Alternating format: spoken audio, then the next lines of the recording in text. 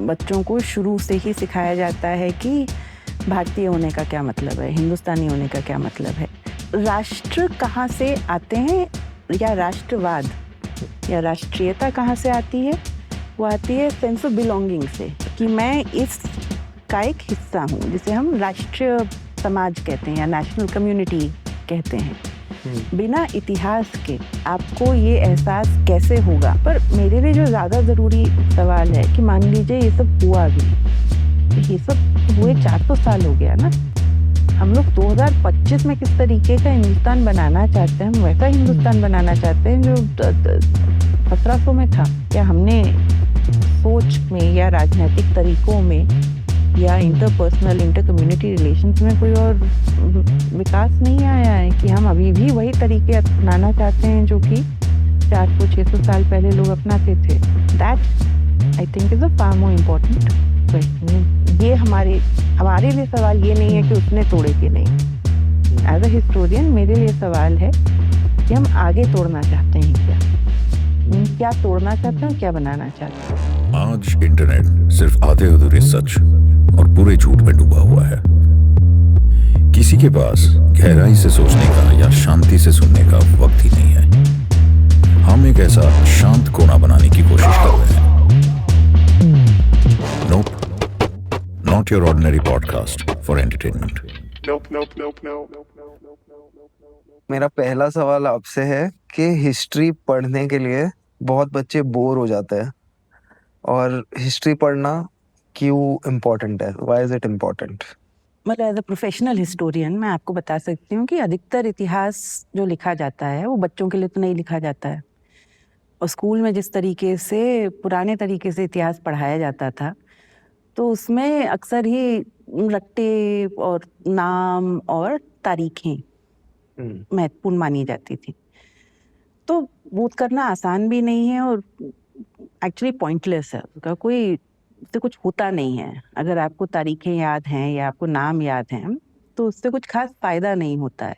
ये एक दिक्कत है। और दूसरी दिक्कत है कि हम अक्सर ही इतिहास को राजाओं की कहानी के तरीके से बताते हैं। तो आपको जानना जरूरी है कि बाबर था, फिर बाबर का बेटा हुमायूं था, फिर हुमायूं का बेटा अकबर था, फिर अकबर का बेटा जहांगीर था, जहांगीर का बेटा शाहजहां था, शाहजहां का बेटा औरंगजेब था, उसके बाद मुझे भी याद नहीं है।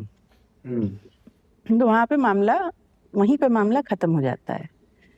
पर अगर मान लीजिए मैं आपसे पूछूं, जैसे हम जहाँ बैठे हैं वहां पे बात शुरू करने के पहले मैंने कॉफी पी, और मैं आपसे पूछूं कि भाई मतलब ये कॉफी कहाँ से आई? कॉफी तो हिंदुस्तान में शुरुआत से नहीं मिलती थी, कहाँ से आई? तो आपको पता चलेगा कि बहुत साल पहले अफ्रीका में, इथियोपिया में किसी पहाड़ में कुछ बकरियां कूद रही थी, और वो बकरियां कूदते कूदते उन्होंने कुछ बीज खाए पौधे के। वो बीज खाए तो वो और कूदने लगी।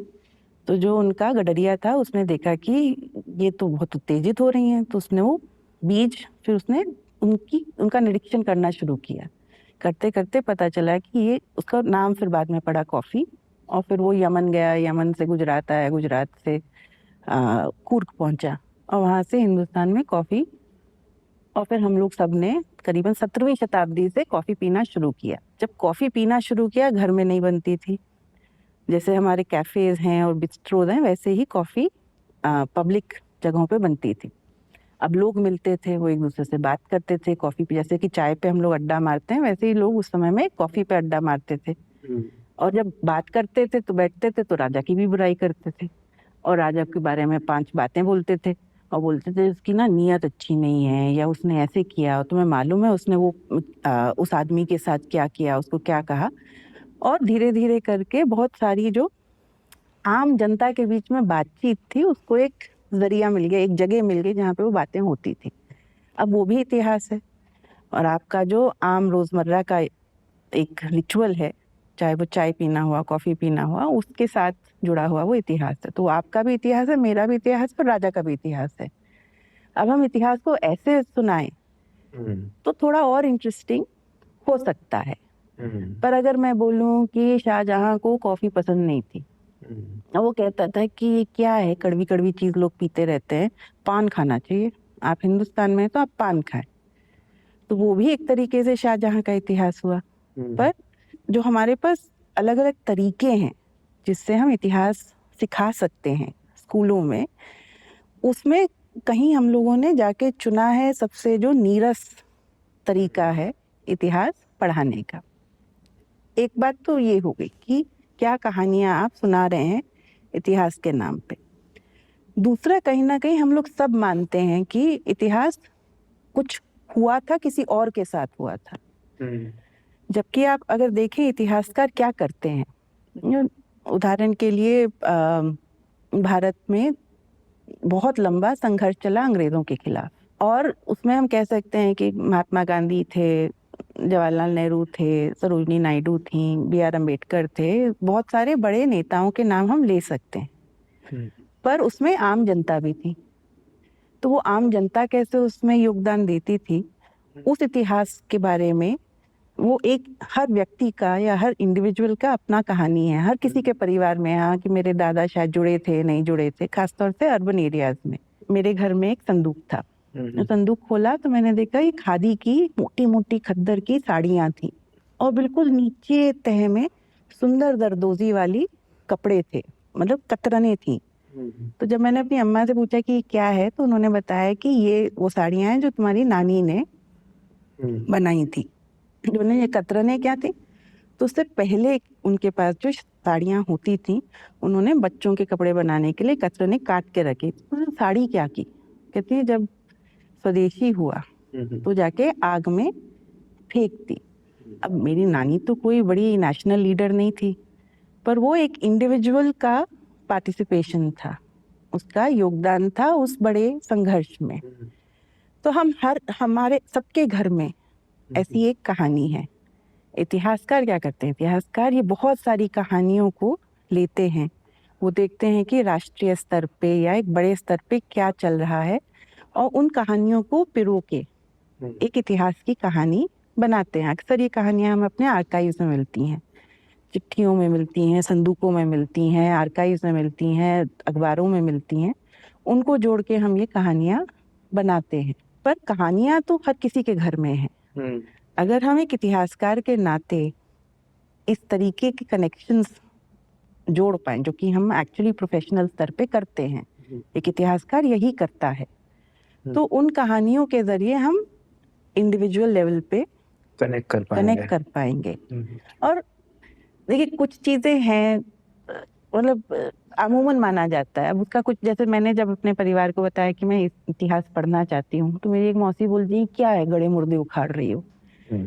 पर हमारा क्या बैकग्राउंड है, हम कहाँ से आए हैं, हमारे जो तरीके हैं, हमारे जो ट्रेडिशंस हैं, उनका क्या अपने आप में महत्व है, वो रोजमर्रा की प्रैक्टिसेस में है, पर उनके तैयार होने का भी अपना एक इतिहास है।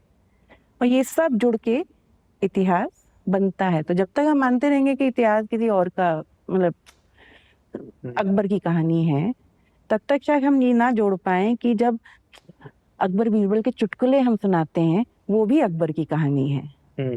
तो वो उस तरीके का कनेक्शन बनाना, जो कि जब भी आप एक अच्छे क्लासरूम में जाते हैं, और हम सबके जीवन में अच्छे अच्छे टीचर्स होते हैं, और कई स्टूडेंट्स के अच्छे टीचर हिस्ट्री के टीचर होते हैं, वो ये बातें उजागर कर पाते हैं, ये कनेक्शंस बना पाते हैं। तो आप देखते हैं कि जब ऐसा होता है तो अचानक से जो चीज़ नीरस दिखती है बाहर से, वो अचानक से एक लाइवली, कलरफुल हो जाती है, और फिर इतिहास में रुचि लोगों की रहती है।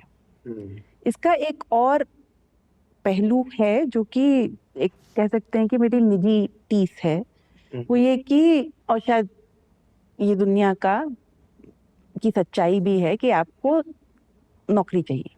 जब आप पढ़ेंगे और आपको नौकरी की ज़रूरत है, तो लोगों को ये समझना कि भैया इतिहास पढ़ने से या साहित्य पढ़ने से या समाजशास्त्र पढ़ने से आपको नौकरी कैसे मिल सकती है, तो कहीं ना कहीं ये लग्जरी लगता है।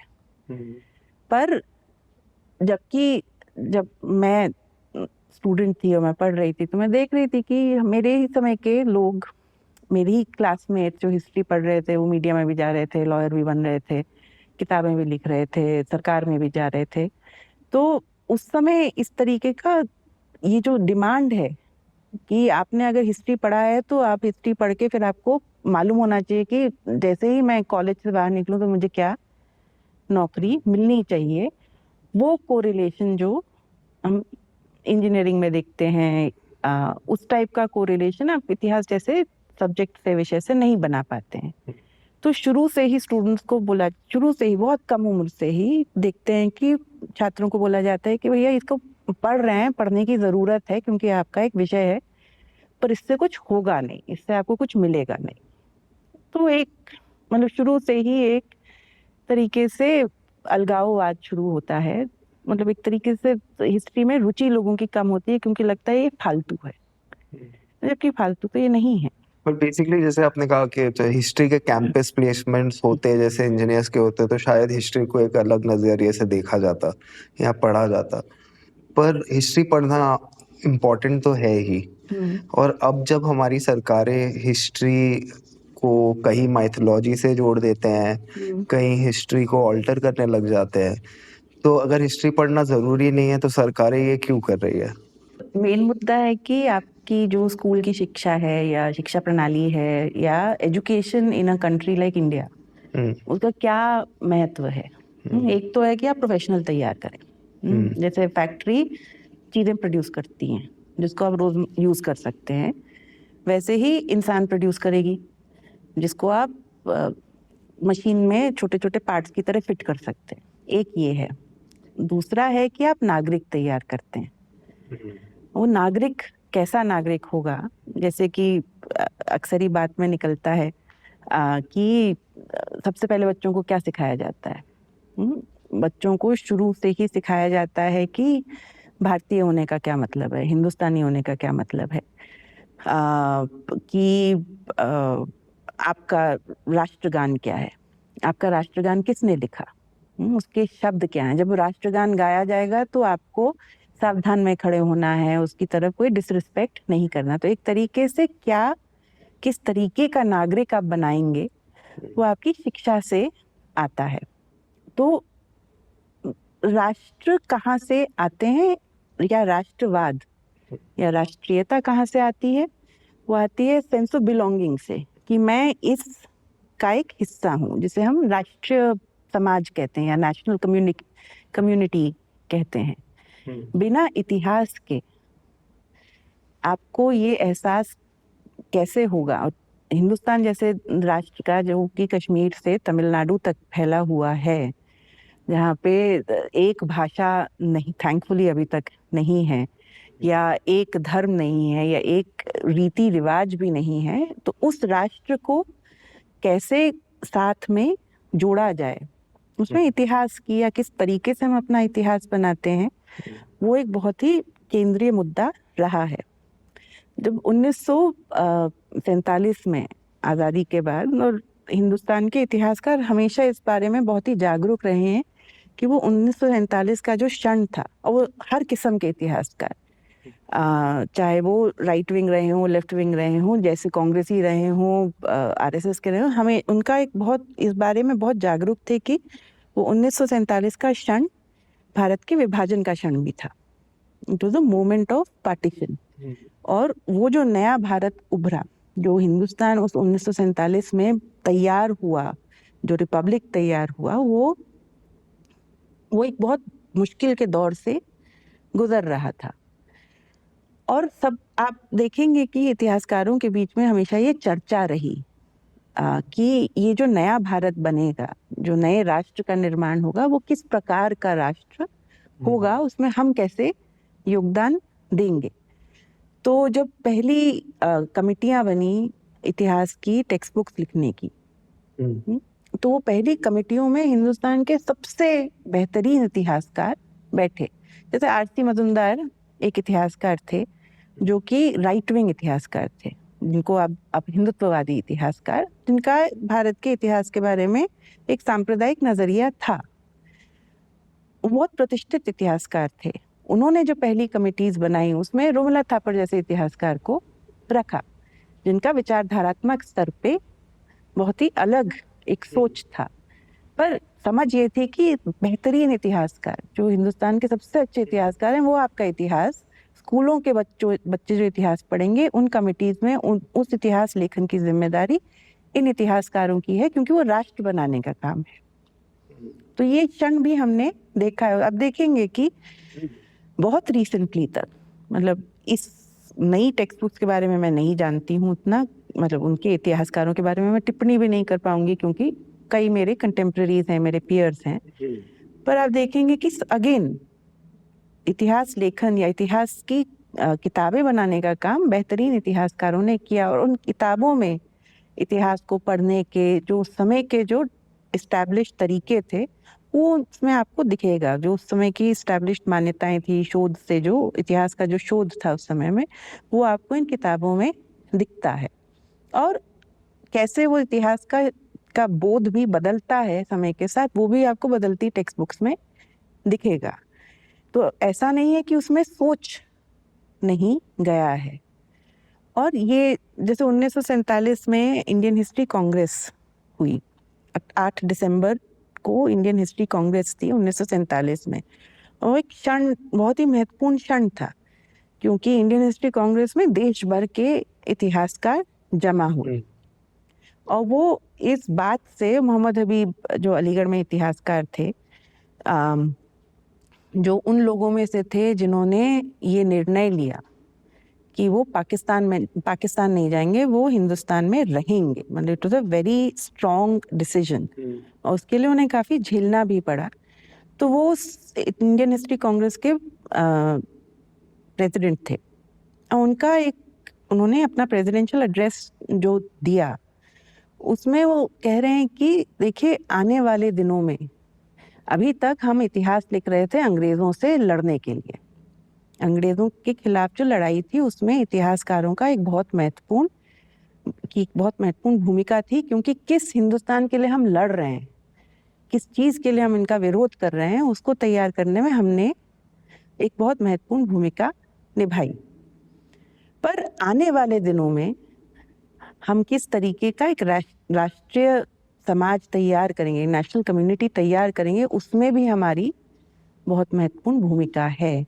अगर अभी तक हम उन लोगों के इतिहास के बारे में एक गौरवशील इतिहास तैयार करते आए हैं जो कि अलग अलग समय पे हिंदुस्तानियों का जिन्होंने नेतृत्व किया है, तो अब हमें उस इतिहास के बारे में लिखना है, जैसे कि कास्ट के मुद्दे पे, जाति भेदभाव के मुद्दे पे लिखना है, हमें किसानों के बारे में लिखना है, हमें उन लोगों के, उन तबकों के बारे में लिखना है जो अभी तक दबे हुए हैं, ताकि आने वाला जो हिंदुस्तान, आने वाली जो पीढ़ियां हैं, वो समझे हमें किसके लिए लड़ना है।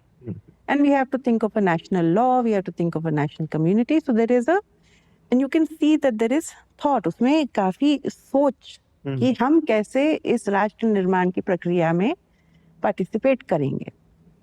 तो ये हमारे देश की परंपरा रही है, और सबसे बेहतरीन इतिहासकार हमेशा ही, जैसे फ्रांस के सबसे अच्छे इतिहासकार स्कूलों के टीचर होते थे, वो चूज करते थे कि यूनिवर्सिटीज की जगह हम स्कूलों में पढ़ाएं, क्योंकि उनका मानना था कि यहाँ पे हम जब बच्चों को शुरुआत से ही एक तरीके का इतिहास का बोध देंगे तो वो बेहतर नागरिक बनेंगे।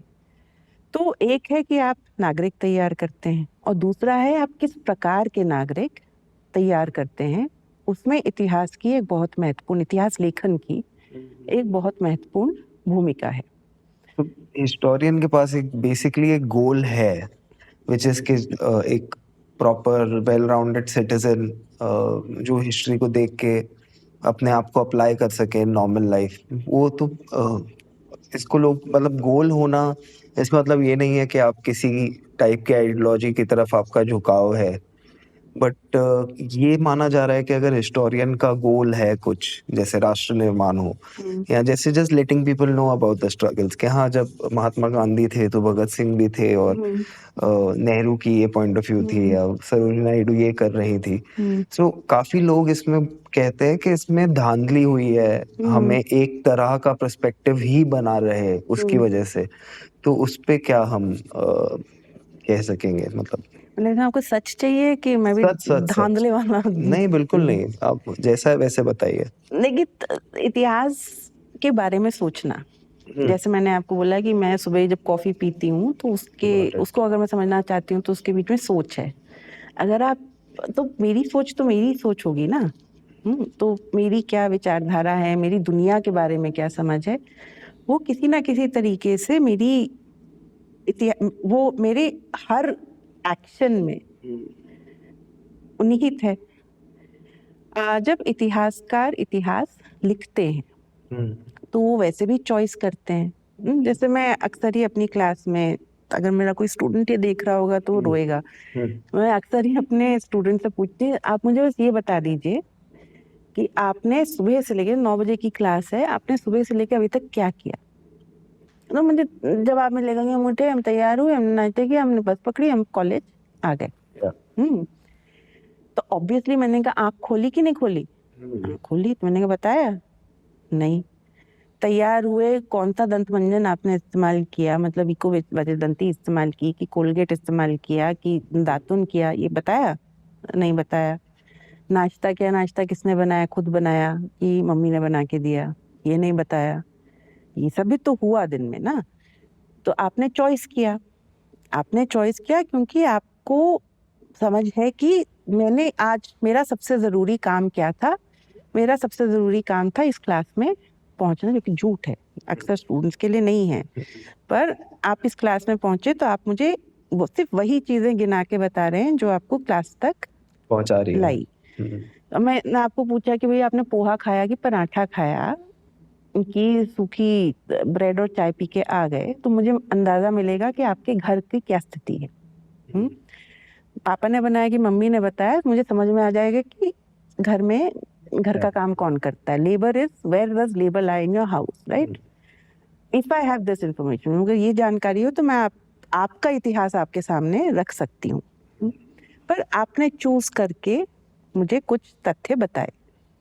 वैसे ही किसी भी इतिहास लेखन की प्रक्रिया में इतिहासकार चयन करता है, चूज करता है कि मैं ये तथ्य वो अक्सर ही उस इतिहासकार की क्या गेज है, उसकी क्या नजर है, उसकी क्या समझ है, उससे आता है। जब आप मुझे ये नहीं बता पा रहे हैं बिना चयन किए कि आपने सुबह से लेके अभी तक क्या किया, तो कैसे 100 साल का इतिहास मैं आपको बिना चयन के रखूंगी। पर सही इतिहासकार वो होगा, अच्छा इतिहासकार तो वो होगा जो जिन तथ्यों को, जिनसे वो सहमत नहीं है, उनको भी सामने रखने की क्षमता रखे। अक्सर तथ्य होते हैं ना, समझ नहीं आते हैं, उनको भी समझ के उनको भी सामने रख पाए, तो वो तो इतिहास लेखन हो गया।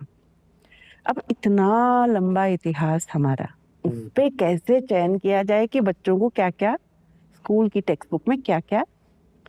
तो ये जो शंका है ना कि कुछ धांधलीबाजी हुई है, कुछ हमारे साथ धोखा हुआ है, हमें झूठा इतिहास बताया गया है, वो शायद सही नहीं है। पर क्या चयन करके इतिहास रखा गया, ये बात है।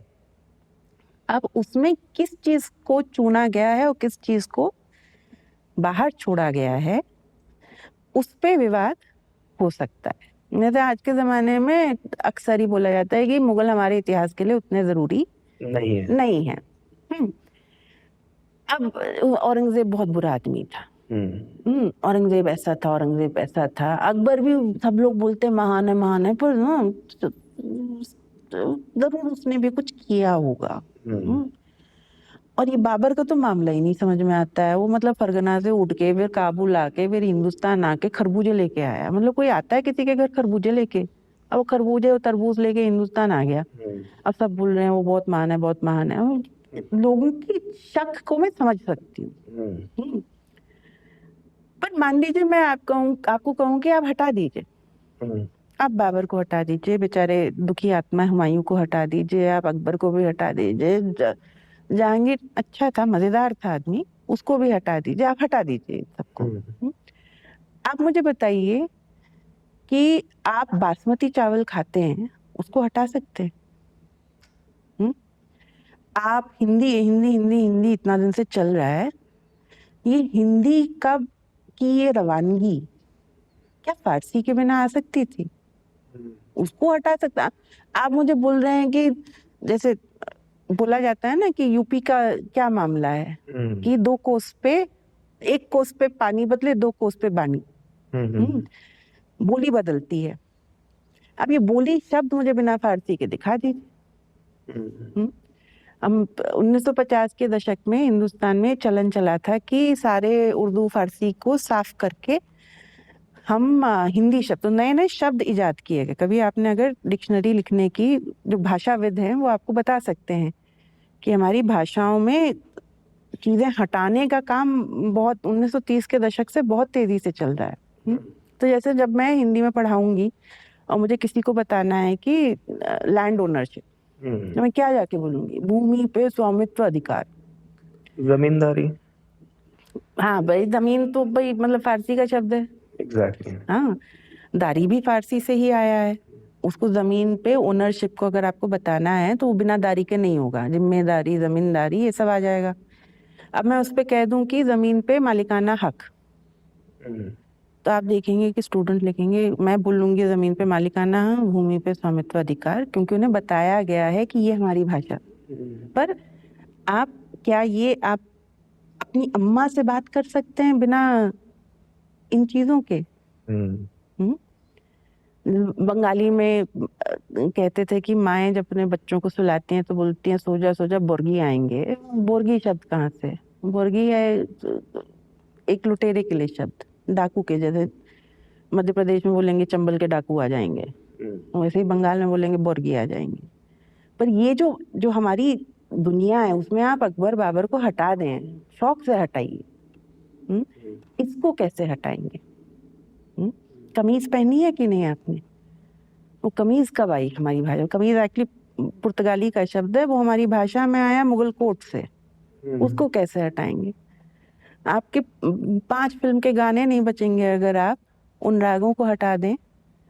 अब तानसेन को हटा दें तो कैसे चलेगा भाई? हिंदुस्तान के म्यूजिक के इतिहास से आपके कौन है जो हर रोज उठ के पहले 5 पाकिस्तानियों को गाली देते हैं? अभिजीत। वो कैसे गाना गाएंगे? करेक्ट। तो अगर आप इन राजाओं के नाम हटाना चाहते हैं, अब राजाओं के नाम हटा दें, पर अपना इतिहास आप इस दौर के बिना कैसे समझेंगे जहाँ पे चीजें आई, चीजें गई, चीजें मिली? जैसे अगर आप यूपी, मध्य प्रदेश, राजस्थान में अगर आप बड़े शहर नहीं, शहरों के बाहर अगर जाएं तो आपको अक्सर ही मंदिर मिलेंगे जिन पे डोम रहता है। और मतलब जो तिकोने नहीं है, और जिनके गेट्स, दरवाजों पे जो बारादरी सी बनती है उस पे ऐसे कस्ट आर्चेस मिलते हैं। किसने उसको इंट्रोड्यूस किया? मुगल बादशाहों ने। तो आप बादशाहों को निकाल सकते हैं इतिहास से, पर इसका मतलब ये नहीं कि आपने मुगलों को अपने इतिहास से। और ये बहुत ही संकीर्ण सोच है जो सोचती है कि कुछ इंसानों के नामों को हटाने से इतिहास बदल जाता है। कि आप अकबर को हटा दें, औरंगजेब को हटा दें, नेहरू को हटा दें, आपका इतिहास बदल गया। वो चीजें, वो मुश्किल है। और वो बोध होना, तो वो समझ होनी अपने इतिहास के बारे में जरूरी है। दूसरी बात जो है, जो कि चयन के मुद्दे से जुड़ी हुई है, वो ये कि इतिहास लेखन अतीत के बारे में है, पर एक सोच के तरीके के रूप में वो आपके आसपास की दुनिया से डिटरमिन्ड होता है। और कहीं ना कहीं इतिहास लेखन एक तरीके से अतीत के बारे में लिखता है, पर ये सोच के कि किस तरीके का भविष्य हम बनाना चाहते हैं। तो मैं किस तरीके का, अगर मेरा हिंदुस्तान के बारे में ये समझ है कि ये एक भाषी, एक धर्म का, एक जाति प्रधान, एक कम्युनिटी प्रधान देश में बनाना चाहती हूँ आगे जाके, तो उसी तरीके के इतिहास का मैं बढ़ावा दूंगी। पर अगर मैं चाहती हूँ कि हिंदुस्तान की जो विविधता है उसको एक्चुअली मैं उसकी थोड़ी सी एक समझ में अपने छात्रों को दे पाऊँ या हिंदुस्तान के नौजवानों को दे पाऊँ, तो उसके लिए फिर अलग तरीके का इतिहास की समझ होनी पड़ेगी। अब जैसे ये कह रहे हैं कि मुगलों के नाम या उनके कालखंड में कुछ भी किया हुआ काम हिस्ट्री से हटा दो, ओमिट कर दो। आपने समझा इसका प्रैक्टिकल इम्पैक्ट क्या है। पर जो अगर हिस्टोरियन प्रोफेशनली भी अगर यहाँ से जैसे आपने ये चॉइस लिया, 50 साल बाद जो ये चॉइस लेगा उसकी तो पढ़ाई एकदम अलग होगी आपसे, अगर ऐसे ही चलता रहा तो। वो कर पाने के लिए उनको हिंदुस्तान को पूरा ध्वस्त करके नया हिंदुस्तान बनाना पड़ेगा।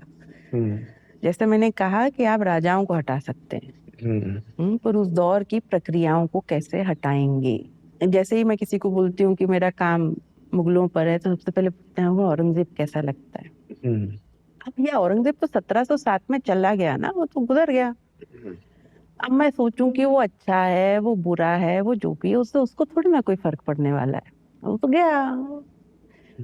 पर मतलब उसको फर्क पड़ता था कि उसके पापा उसके बारे में क्या सोचते हैं, उसका बड़ा भाई उसके बारे में क्या सोचता है। पर मतलब 2025 में बैठ के कोई उसके बारे में क्या सोच रहा है, तो वो चर्चा फिर औरंगजेब के बारे में नहीं है। वो चर्चा है कि 2025 में क्या समाज है जो आज के निर्णय लेना चाहता है इस आधार पे कि 1658 में क्या हुआ। आप राजाओं को हटा सकते हैं, पर इतिहास राजाओं का नहीं होता है। और जैसे आज का समाज हम कितना भी मान लें कि एक व्यक्ति निर्धारित कर रहा है, उसमें अनेकों आवाजें हैं। और क्योंकि अनेकों आवाजें हैं, मुझे ये पूरा विश्वास है कि चाहे 50 साल बाद देखें, चाहे 100 साल बाद देखें, इस दौर को इतिहास से इरेज करना बहुत मुश्किल है। क्योंकि ये सिर्फ कुछ राजाओं की कहानी नहीं है, ये एक पूरे समाज की कहानी है। ये उत्तर भारत में इलाहाबाद में जो रह रहा था, प्रयागराज में जो रह रहा था, उसकी कहानी है। दिल्ली की कहानी है, अजमेर की कहानी है, मालवा की कहानी है, और गुजरात की भी कहानी है। उसमें आफ्टर बेचारा औरंगजेब तो गुजराती था, उसका जन्म तो दाहोर में हुआ था। गुजरात की कहानी है, बंगाल की कहानी है। तो इसको आप कैसे हटा सकते? आप नहीं हटा सकते हैं, क्योंकि ये कहानी है, ये इतिहास है, हमारा अतीत है। हटा नहीं सकते इस पे तो हम हैं, पर हटा रहे हैं ये साइमल्टेनियसली। बट बेसिकली इनको लग रहा है कि हमेशा ये मुगल कालखंड को रोमांटिसाइज किया गया है। इस पे किसी ने मतलब प्रोबेबली आज के मुसलमानों को अपसेट ना करते हुए लिखा गया है कि जो आज का मुसलमान है या जो इस्लाम है उसको बिल्कुल ही क्रिटिकल लेंस से नहीं देखा गया है। तो अगर आज हिस्टोरियन मैं आपसे पूछूं, जो मुगलों का कालखंड था उसका एक फेयर एनालिसिस हो तो वो कैसे दिखेगा? देखिए, मामला सोच की संकीर्णता का है। जैसे मैंने आपको कहा कि ये आप भाषा की का इतिहास भी लिख सकते हैं, पोशाक का इतिहास लिख सकते हैं। आपको क्या महक पसंद है, बाकी सब तो छोड़ दीजिए। आपको मतलब बेला की महक पसंद है, चंदन की महक पसंद है, मश्क की महक पसंद है, इन सबको मिला के हम अपने जब कहीं जाते हैं तो क्या परफ्यूम लगाते हैं। इन सब में मध्यकाल की आवाज बहुत तेज है। राजा जैसे कि किसी भी राजतंत्र का या किसी भी राजनैतिक प्रणाली का जो अध्यक्ष होता है, उसके हाथ में बहुत ताकत होती है, बहुत। It's a position of ट्रेमेंडस power. और जैसे कि हम अपने समाज के बारे में भी देखते हैं कि बहुत ज्यादा ताकत हमेशा ही एक डेंजर रखती है, अपने आप में खतरा है। इसीलिए प्रजातंत्र में इतने चेक्स और बैलेंसेस होते हैं। तो जिस व्यक्ति के हाथ में इतनी ताकत है, क्या वो अच्छा इंसान था या नहीं, बिकम्स इररेलेवेंट। फिर वो महत्वपूर्ण सवाल नहीं है, उसने कैसे उस ताकत का प्रयोग किया। कि मध्यकाल में युद्ध होते थे, अभी भी हो रहे हैं एक्चुअली, पर मध्यकाल में युद्ध होते थे।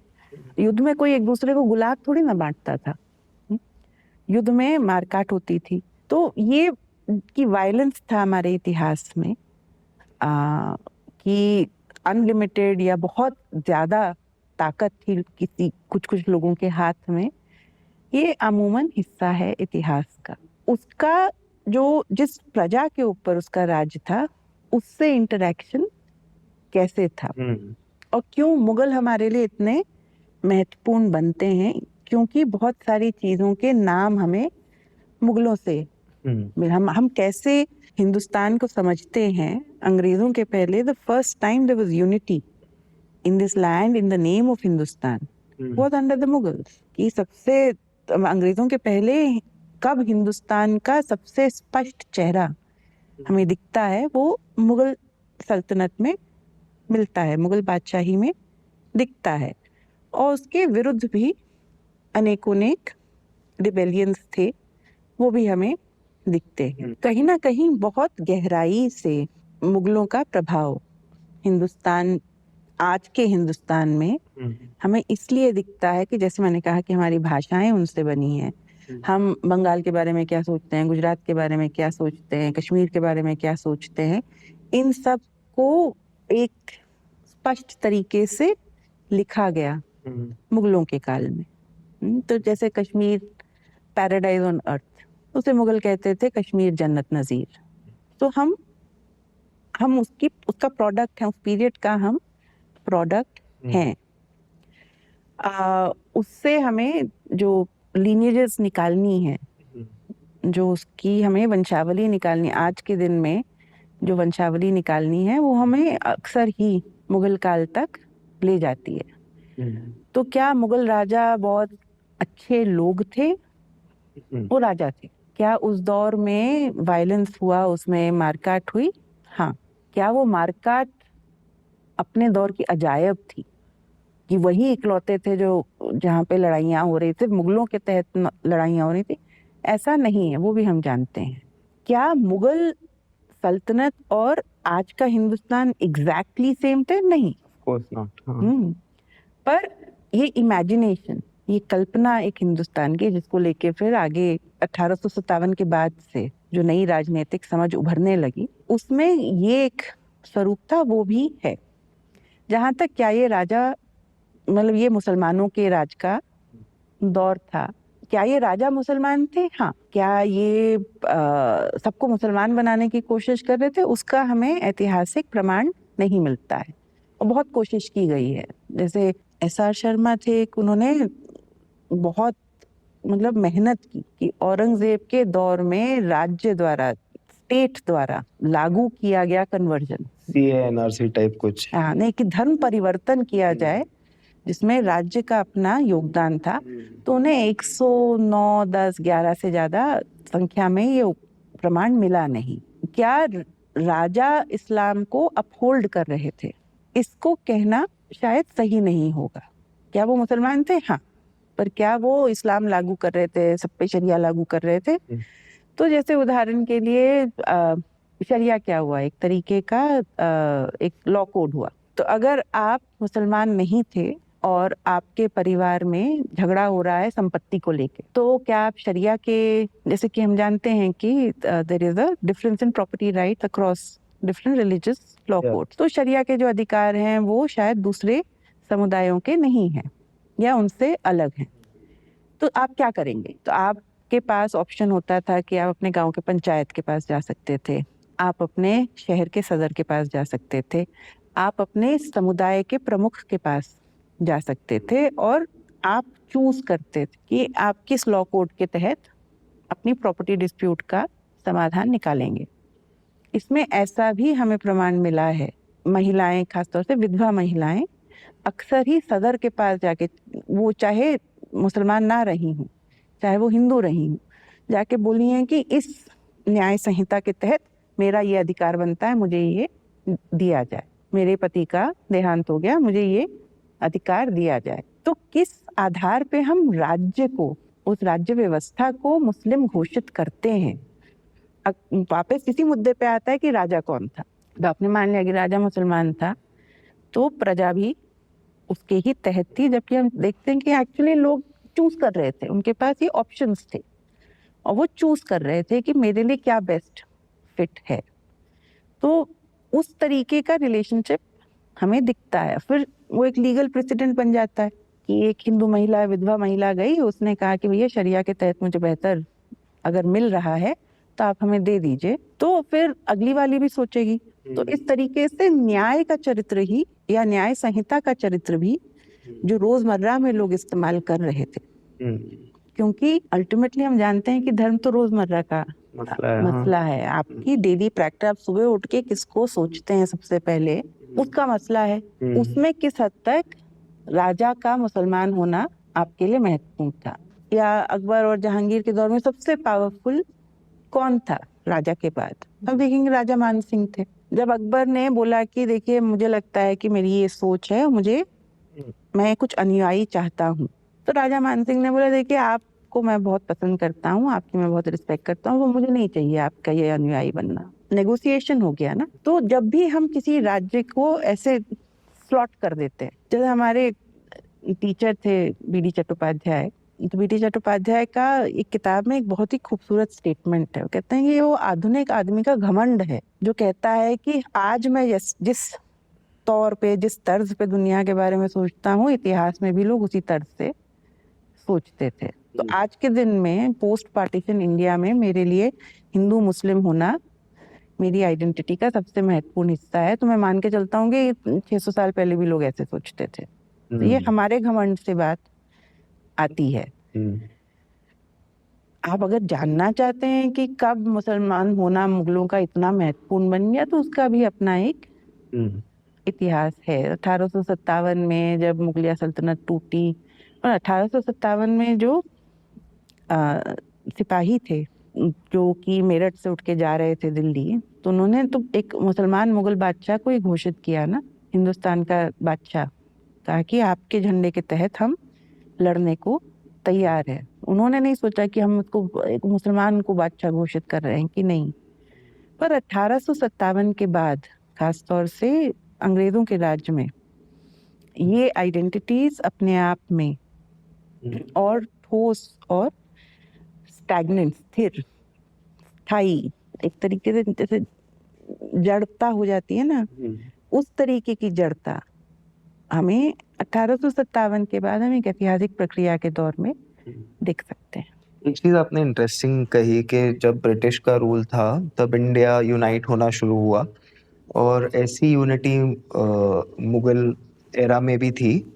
और जो आपने choice of religion as per convenience, कि हाँ अगर मुझे शरिया के तरफ, नहीं, नॉट रिलीजन, लॉ कोड, या choice of law code as per convenience, कि शरिया की तरफ अगर मुझे ज्यादा प्रॉपर्टी मिल रही है as a woman, I will choose that law code. पर ये फिर तो जो क्लेम है कि तलवार के नोक पे भारत में इस्लाम आया, वो ऐसा तो नहीं हुआ। तलवार की नोकें भी आई और इस्लाम भी आया, बस लोगों ने दोनों को एक साथ जोड़ दिया है। हाँ। तो जब आपने कहा कि मुगल रूल के टाइम पर इंडिया यूनाइट हुआ, तो यूनाइट होने के कारण क्या थे? अब यूनाइट होना, 1600 में यूनाइट होना और 1947 में यूनाइट होना अलग अलग बात है। पर ये आभास होना कि हम एक सल्तनत के बाशिंदे हैं, जिसका बादशाह ये, तो कश्मीर में भी लोग उस सल्तनत के हैं और बंगाल में भी हैं, वो एक आभास हम देखते हैं। वो कहीं ना कहीं उसमें ये बात जुड़ी हुई है कि ये बादशाह एक तरीके की, हर राजा की अपनी एक भाषा होती है। हाँ, वो भाषा राजनीति की भाषा होती है। जिले इलाही, बादशाह सलामत, ये एक तरीके से राजा की भाषा है। आप मेरे दरबार में आ रहे हैं, ये दरबार होना भी अपने आप में एक भाषा है। क्यों अकबर को बादशाह मानेगा आदमी? तो जो किसान खेती कर रहा है उसको बताया जा रहा है कि तुम अगर खेती कर रहे हो तो तुम्हारी 1/3 फसल राजा को कर के रूप में तुम दे रहे हो। तो क्यों दे रहा है? एक हो सकता है कि नहीं देगा तो उसे डर है कि उसको मारेंगे, पर जितने किसान हैं और जितने सेनानी हैं, जितने सेना है, उसमें तो अंतर है। तो कहीं ना कहीं वो किसान अग्री कर रहा है कि मैं इस राजा को कर दूंगा। किसान क्यों कह रहा है कि मैं इस राजा को कर दूंगा? क्योंकि राजा राज्य चलाता है और राजा न्याय करता है। तो अगर अन्याय हो रहा है तो मेरा जो मुझसे ऊपर जो अधिकारी है वो मेरे साथ अन्याय कर रहा है, तो मैं वो राजा के पास जाके न्याय मांग सकता हूँ। मांगते हैं, अक्सर ही मांगते हैं। जहांगीर ने राजा बनने पे सबसे पहले एक लंबी सी जंजीर पे एक घंटी लगाई थी कि जिसको भी राज्य में न्याय चाहिए वो आके घंटी बजाए, चाहे सुबह हो चाहे रात हो, मैं आके उसकी बात सुनूंगा। तो ये कहना कि मैं एक न्यायपूर्ण राजा हूँ, इनके लिए बहुत जरूरी था। पर ये अंडरस्टैंडिंग, ये समझ कि राजा का काम है कि राज्य में शांति रखे और न्याय करे। राजा और प्रजा दोनों के बीच में एक तरीके से आम सहमति थी, वो राजनीति की भाषा है। मैंने मतलब नौलखा हार पहना है, राजनीति की भाषा नहीं है। कि राजा और प्रजा के बीच में आम सहमति है कि इस राज्य का ये मतलब है, वो एक आम सहमति है। वो हम देखते हैं अलग अलग तरीके से मुगल राज्य में विकसित होती है, जहाँ पे इसका यही कारण है कि 1857 में जब राजा का लाल किले से बाहर कदम रखने लायक ताकत नहीं थी, तब भी जब सेनानियों ने विद्रोह किया तो वो दिल्ली पहुंचे और बोले कि बादशाह हिंदुस्तान, क्योंकि वो समझ कंटिन्यू करती गई।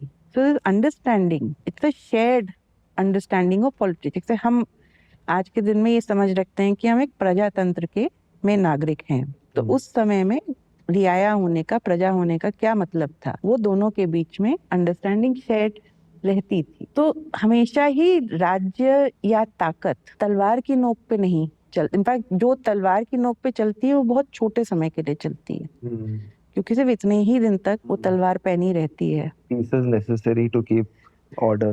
Also, it has, if it's not shared, then how long does violence work? It's very simple. You look at the world around you. आज के दिन में हमारा जो समाज है, उसमें एक आम सहमति, जिससे हम सहमत हो नहीं हो, एक विकसित हो रही है, which allows this politics to continue until you don't counter it politically.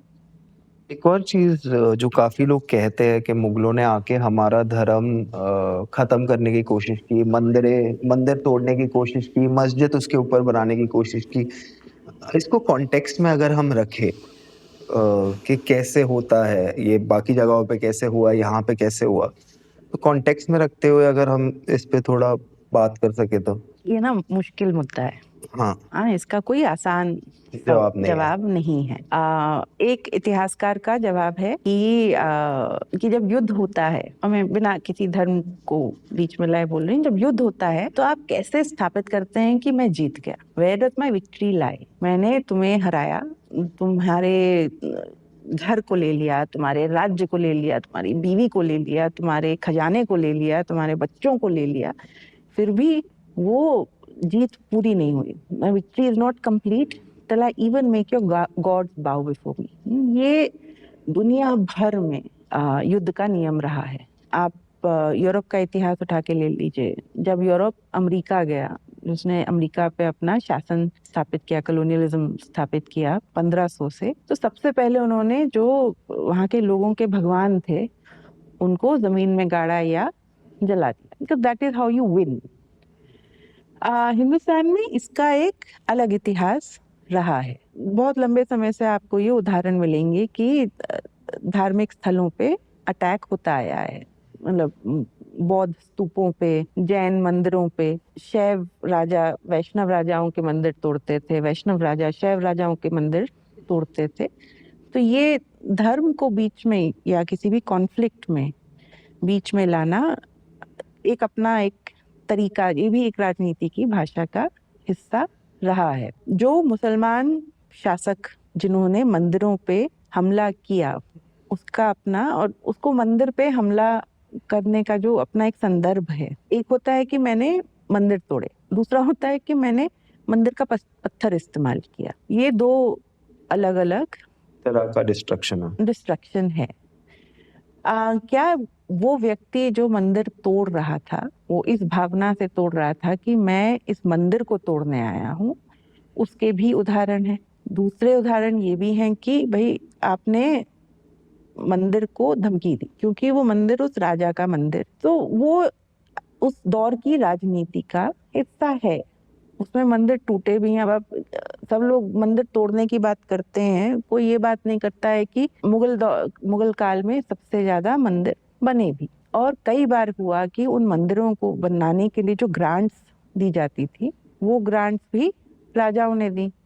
अब कोई मंदिर मिट्टी का तो नहीं बनता है ना, मंदिर बनते हैं पत्थर के, उस पे नक्काशी होती है, उसको सुंदर बनाया जाता है, उसके बाद आसपास के गांव उसको लैंड ग्रांट के रूप में दिए जाते हैं कि मंदिर को चलाने के लिए तो पैसा चाहिए।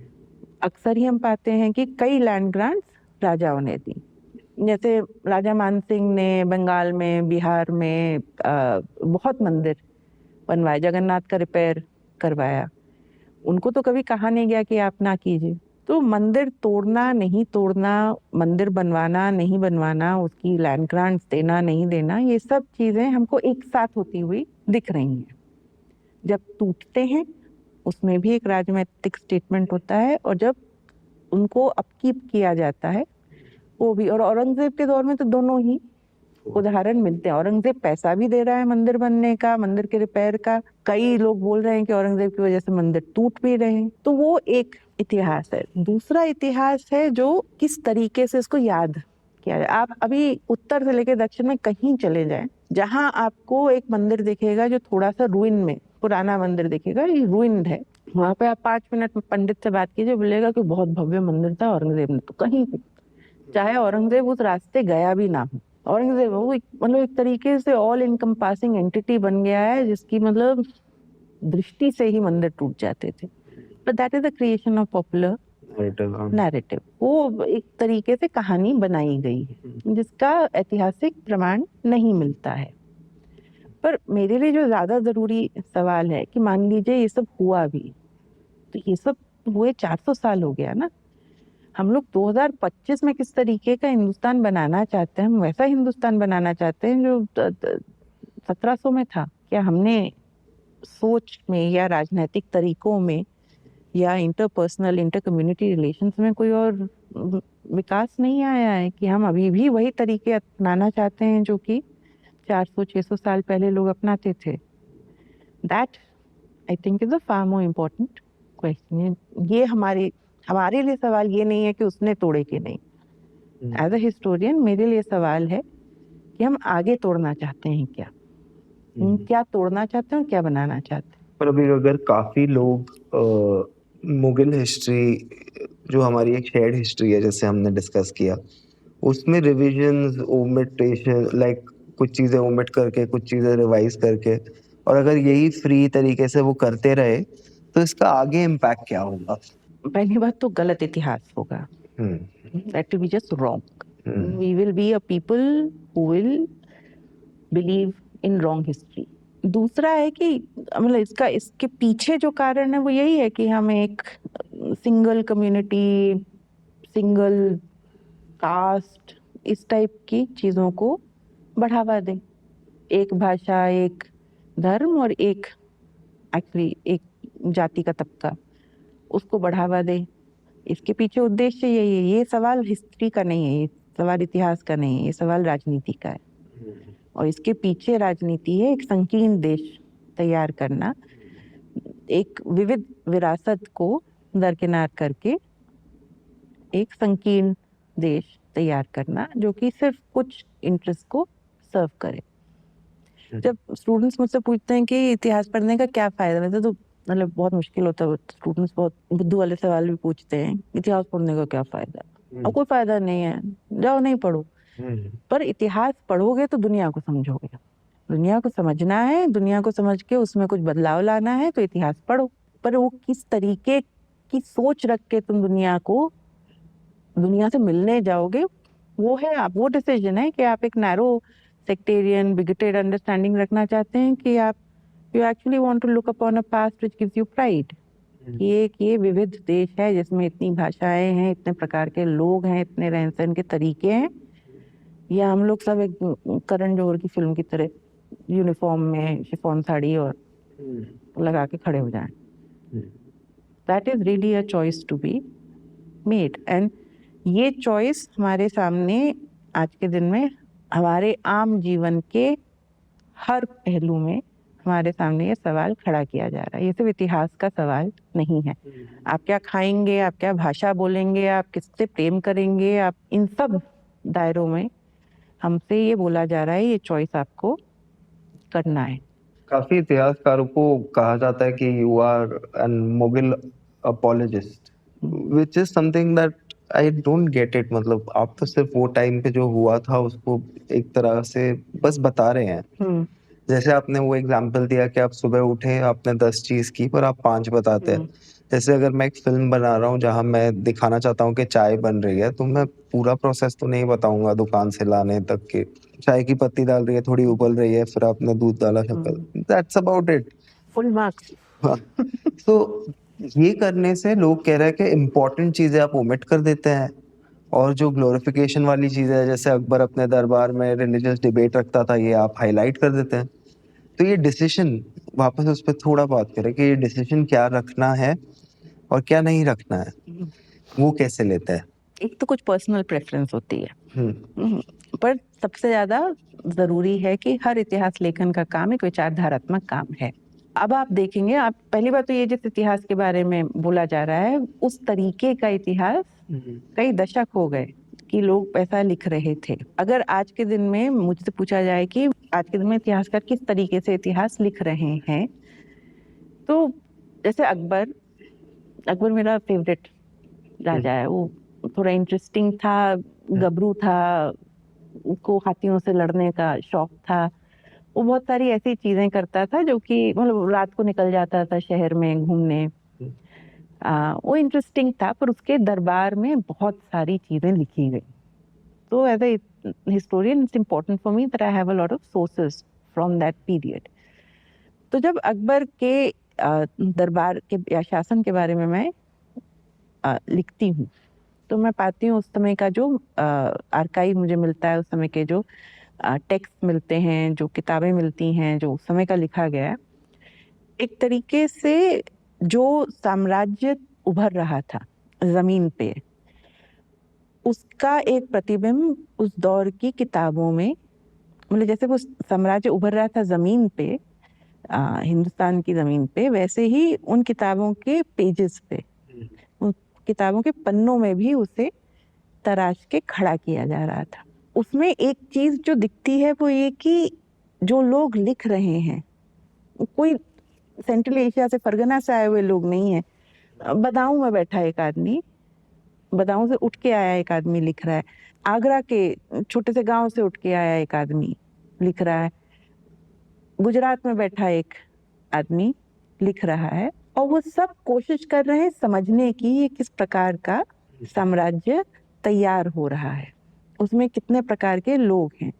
तो जैसे अबुल फजल लिखते हैं अकबरनामा, उसमें एक हिस्सा है आईने अकबरी, उसमें एक पूरा चर्चा है, उसमें हिंदुस्तान की क्या भाषाएं हैं, हिंदुस्तान में क्या किस प्रकार के धार्मिक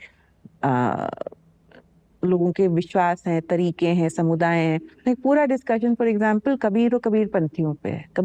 कबीरपंथी उस समय थे नहीं, क्योंकि वो जानने की कोशिश, वो सामने रखने की कोशिश कर रहे हैं, वो एक तरीके से फैला के लोगों को दिखवा, वो तस्वीर बना रहे हैं उस साम्राज्य की जो उस समय उभरता है।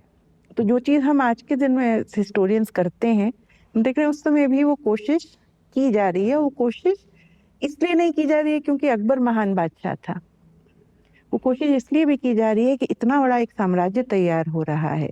जब इस तरीके का आर्काइव उपस्थित है जो कोई धर्म प्रधान या धर्म विशेष पे जोर नहीं दे रहा है, उसमें लगभग आपको दरबार में विवाद दिख रहे हैं, क्योंकि लोग बोल भी रहे हैं कि भैया तुम्हारा काम है तुम इस्लाम लोगों पे लागू करो, और दूसरे हैं जो बोल रहे हैं कि देखिए अमीर खुसरो की एक पोएम है, उससे ये शब्द है ना कि दीन एक है, तो उसके पहुंचने के रास्ते अलग अलग हैं। और ये चॉइस आपको दिख रहा है कि उन विवादों से उभर रहा है। तो अगर मैं सिर्फ उस समय लोग जिस तरीके, उससे लोग गुस्सा भी हो रहे हैं। जब रामायण ट्रांसलेट होती है फारसी में, अकबर के दरबार में रामायण महाभारत को फारसी में ट्रांसलेट किया जाता है, तो बदाऊनी करके एक इतिहासकार था जिसका जो कि सुंदर लिखता था, तो उससे कहा जाता है कि देखो ये ट्रांसलेट तो हो गई, इसकी भाषा तुम एडिट कर दो, इसको ठीक कर दो। तो कर रहा है और रात को जाके लिख रहा है अपने सीक्रेट, एक उसकी सीक्रेट हिस्ट्री है कि मुझसे इतना खराब काम करवाया, मैं इतना बड़ा मुस्लिम आलिम हूँ, मैं इतना मतलब आई एम सो, अब मुझसे किताब आप काली किताब ट्रांसलेट करवा रहे हैं। तो ऐसा नहीं कि उस समय लोगों को पसंद आ रहा था कि अकबर इस विविधता के साथ इंगेज कर रहा है, पर हमें वो इतिहास मिल रहा है। तो अगर उस समय के इतिहास का एक असली उस तथ्य पे आधारित, उस समय के आर्काइव पे आधारित मुझे कहानी बतानी है, तो मुझे ये रखनी पड़े।